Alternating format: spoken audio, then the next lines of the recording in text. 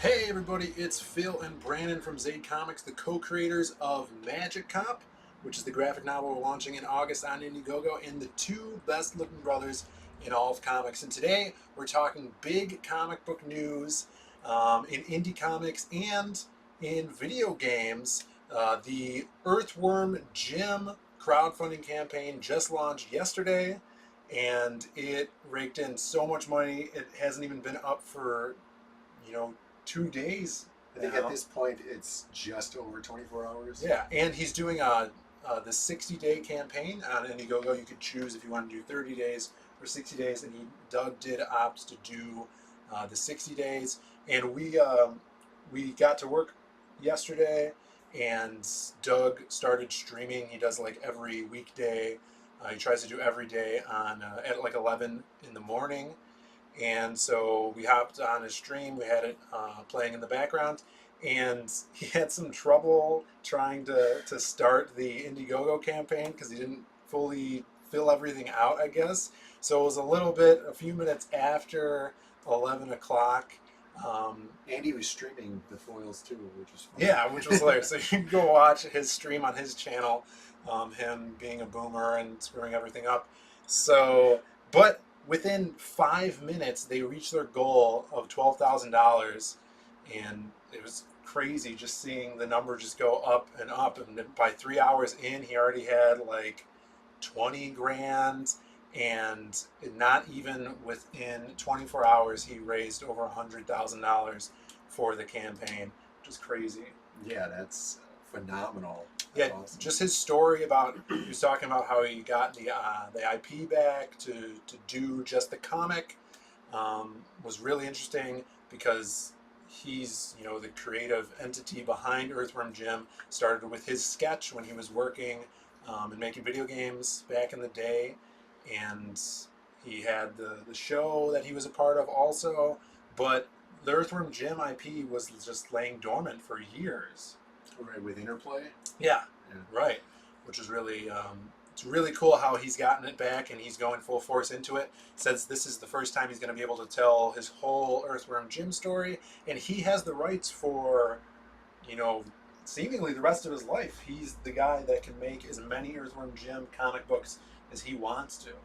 Yeah, I wonder how he acquired that. I know he's not really talking about how he did that, but I'm sure Interplay gave him some sort of license or something to use that. Because if they're going to still retain the rights to the movies, the shows, or anything like that, um, it's a good move in their direction because obviously Doug would be the guy who could rejuvenate the IP and bring it back into popularity. And then if they were ever going to do a TV show, Interplay would be able to cash in on licensing that IP out to anybody else who would want to bring out a TV show or a movie, because we know now um, the kids in the generation, like, when did this come out? Let's see, but the kids back in this generation, what does it say, like 95 or 90? I don't know, it's kind of worn out. So in the mid 90s, we're adults now. Right. And so the adults, we want to make movies and video games and stuff like that of the cool things that we remember from kids. Street Sharks, biker mice from outer space. That would be awesome. But yeah, so Doug DeNaples, the guy that created Earthworm Jim, that's who we're talking about, and he just got right off of launching his Bigfoot Bill comic book, which is right here. I've showed it. I did a review for it. But this huge hardcover, so he's doing this comic the same way. It's going to be hardcover, the same size, super premium edition book. And so this is perfect for Doug because he had success with that. He made just under $200,000 with that. And he's going to do much better with Earthworm Jim. He's already, up to 120 at this point, I think. Well, it's a good thing he did the 60 days, because who knows if he would be able to reach his goal. So he's trying to beat Bigfoot Bill. That's what he wants to do, and it's looking like it's going to happen. Yeah, and so Earthworm Jim goes, like we said, way back to the 90s. Crazy cool video game that's won awards and had its own TV show. We talk about in some other videos how a couple of years ago we went back and watched the whole series. Yeah. It's a super fun series, awesome theme song. I actually liked it better than The Tick. I thought the characters were super well rounded and really goofy and very cartoony. I think the characters lend itself right to that humor. But it was short run, right? Like real, like maybe 2 seasons or Yeah, something like that. something like that. Yeah, it was really short one. But yeah, it's very entertaining and cool. But I think we were probably introduced to Earthworm Jim through the games. Yeah, of course. Because back in the day, you'd go to your local video rental store, kind of like this one here, which I don't know if we bought this or lifted it from Value Video Superstore in Berwyn, but apparently this was from there. This is Earthworm Earthworm Jim Jim 2, which is probably... I think that's the only one I've ever played. Probably. I don't think we played the first Probably. one. Everyone says the first one is incredibly hard. Even Doug was saying he did a couple videos of him playing through some of the levels, and he's like, if we do this again, I want to make it less hard because as developers, I think he was saying that they didn't do a great job to make the playability, accessible for the everyday gamer. Yeah, back in the day it was different for video games. But that being said, with the love and kind of like, we work for a video game company, and so Interplay, what was it, last year, 2 years ago? I think it was 2 or 3 years ago. So sometime in the not too distant past, Interplay was going out of business or something. They selling off needed their assets or something. they needed money for something, I don't know, but they were selling off their IPs, and Interplay has some cool IPs, one of them being Earthworm Jim. Clay Fighters. They had Clay Fighters, man, cool. that would have been awesome too.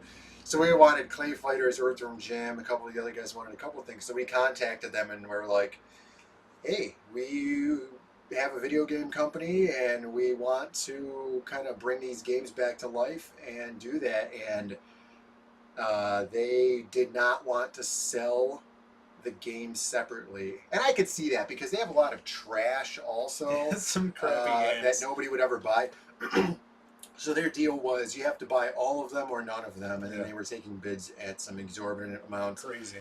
So unfortunately we were not able to get that. However, it's sad, but it's better that we didn't, probably, because had we gotten that, then we wouldn't end up with this cool Earthworm Jim Comic series that's going to be coming out. And then they're working on a video game, from what I understand. In television, their new system, I don't know if it's launching with it, but it's going to be exclusively on the Intellivision Amico, is the new Earthworm Jim game. And it's seemingly going to be like like co-op, Who's the second multiplayer. guy? I have no idea yet. But they set up to 4 players, and then you could system link. So it's very early on in development, and It's probably going to be like Explosion Man, like Oh, really yeah. wild and a lot of action and stuff like that. I really hope that they go on a personal level 2D animation. I really hope that they don't do 3D. Yeah. Because I think they said it was going to be 2D. all right, that's going to be awesome. If they do 2D sprite animation, that's going to knock it out of the park for sure, because whenever you take a game like that from the past and you bring it up into 3D, it ruins it. There's a lot of stuff that you could look at like that, and it loses what it was. And I know I was talking to one of our friends, and he was saying exactly that thing. He's like, "Oh, that's really cool. I don't know why they're just putting it on television, but is it going to have the same heart and the same like passion put into the game as it did back in the day?" He was talking about even the difference between Earthworm Jim and Earthworm Jim 2, the video games, how they were so drastically different. So hopefully that team could get it together and really, live up to everybody's expectations. Because how long has it been? It's been 20 years. 26 years. Yeah. Yeah. It's crazy times for Earthworm Jim, and this is just a huge win for the independent comics industry. Doug shooting off with this comic, allowing him to be the creative person he is, and Doug's really a true artist at heart. He does it for the art and the love of it, and just having his kids back to play with and tell stories with is amazing. The price, his crowdfunding campaigns just keep going up and up, and we're going to see that for a while. So we're going to see all the cool perks we're going to get along the way. Making a book like he did with Bigfoot Bill. I backed it. I was the 78th backer, and yeah, it's going crazy. So he laid out this big plan that he's talking about how he's trying to do a page or 2 pages a day for the next 6 months or whatever, 8 months, and he's going to be hard at work with that. His colorist is Catherine Garner, who I think she runs the Earthworm Jim fan site. Um, but she's done a bunch of Earthworm Jim fan art and stuff, and they've been working together for a long time. She did some colors on Bigfoot Bill along with Kelsey Shannon. So the team is there, and Eric Weathers is going to be lettering it, which is really cool. We've seen him in a lot of books like Graveyard Shift and Jawbreakers. Um, so yeah, I'm super excited about this. Yeah, it's gonna be awesome. Awesome That's for Doug. sure. So if you guys want to check out the book, go over to their Indiegogo page, or just look up Earthworm Jim Comic, Earthworm Jim Indiegogo on Google, and he's got a bunch of promo images. You can actually sign up for his mailing list on earthwormjimcomic.com, and you get a welcoming message from Earthworm Jim's nemesis, Psychro.